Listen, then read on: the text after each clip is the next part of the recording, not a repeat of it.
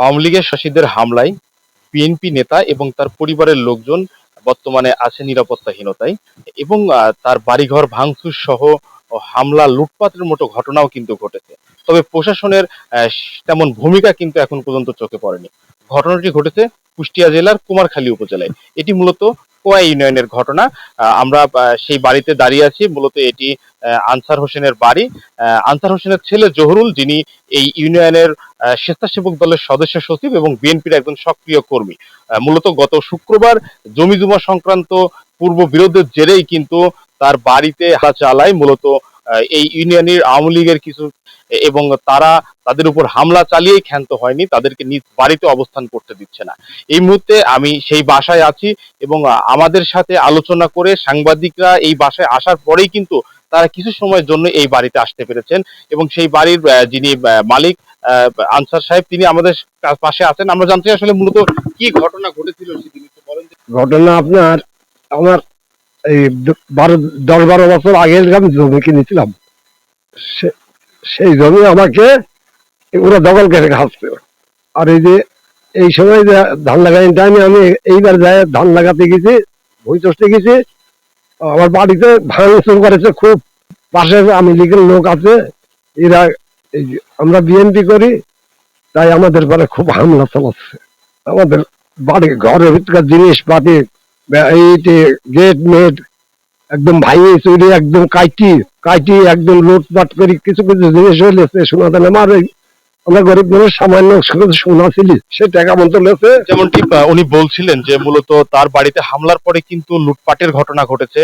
তার বাসার যে সোনাদানা যেগুলো ছিল, নগদ অর্থ সহ বাড়িতে ব্যাপক ভাঙচুর চলেছে। আপনারা দেখতে পাচ্ছেন যে বাড়ির ভেতরে মূলত খাট, টেলিভিশন, আসবাবপত্র যা যা ছিল সবকিছু কিন্তু ভেঙে গুড়িয়ে দেওয়া হয়েছে এবং তাৎক্ষণিক মামলা কিন্তু তারা থানাতে করতে পারেনি। তারা অভিযোগ করেছিলেন যে থানায় কিন্তু মামলা নেয়নি।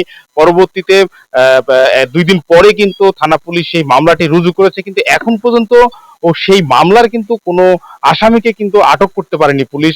আমরা কুমারখালী থানার ওসির সাথে কথা বলেছি, তারা বলছেন যে পুলিশ চেষ্টা করছে আসামিদের ধরার। এছাড়াও এই বাসায় যারা মহিলা সদস্য যারা আছেন, তারাও কিন্তু মূলত এখানে চলাচল করতে পারছে না, তারা এই বাসায় নিরাপদে থাকতে পারছে না এবং পুরুষ যারা আছে তারা তো বাসায় থাকতে পারছে না। আমরা এই বাসার একজন মহিলা সদস্য আছে, মূলত আমরা তার কাছে জানতে চাবো যে আসলে কি ঘটনা ঘটেছিল। ঘটনা মনে করেন যে আমার বাপের সম্পত্তি সে হেলিগা দখলে জাতি দেয় না, আজ 10-12 বছর তারা খাচ্ছে। আমার বাপ এবার দখলে জাতি ছিল।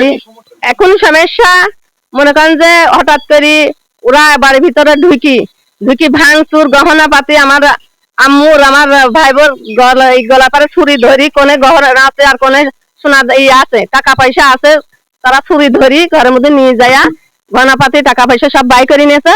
আর মনে করেন যে ভাঙচুর ফার্নিচারের যা জিনিসপাতি ছিল, একটা ঘরে ভাতের হাঁড়ি পর্যন্ত থইনি, এরকম ব্যবস্থা তারা করে গিয়েছে। যেমনটি শুনছিলেন যে আসলে তাদের বাসার রান্না করার জিনিসপত্র পর্যন্ত রাখেনি এবং এই বাড়ির বাথরুম পর্যন্ত কিন্তু তাদের হামলায় রক্ষা পায়নি, এমন ঘটনা কিন্তু ঘটেছে। এছাড়াও প্রতিদিন তারা অভিযোগ করছে, প্রতিদিন তাদের সদস্যরা এই বাসায় আসছেন এবং তাদেরকে নানা রকম ভয়ভীতি দেখাচ্ছেন, মামলা তুলে নেওয়ার মতো ভয়ভীতি কিন্তু ইতিমধ্যে দেখাচ্ছেন। তবে পুলিশের যে ভূমিকা সেটি কিন্তু আসলে তেমন একটা চোখে পড়েনি। এখন পর্যন্ত কিন্তু পুলিশ এসেছে বলে আসলে আমরা সেরকম কোনো তথ্য পাইনি। তবে এখানকার যারা বসবাসী যারা করছেন তাদের দাবি, এলাকাবাসীর দাবি যে দ্রুত এই বিষয়টি পুলিশ আইনগত ব্যবস্থা নিক এবং এই সময়েও যে একজন বিএনপি নেতা, যিনি বিএনপির রাজনীতির সঙ্গে জড়িত, তিনি নিজ বাসায় বসবাস করতে পারছেন না, সেটা আওয়ামী লীগের সন্ত্রাসীদের কারণে। এটা খুবই মানে অপমানজনক মনে হয়েছে বিএনপি নেতাদের কাছে এবং তারা এই বিষয়টা, তাদের সাথেও আমি কথা বলেছিলাম, তারা বলেছেন যে আমরা প্রশাসনকে বিষয়টা জানিয়েছি, তারা ব্যবস্থা নেবে।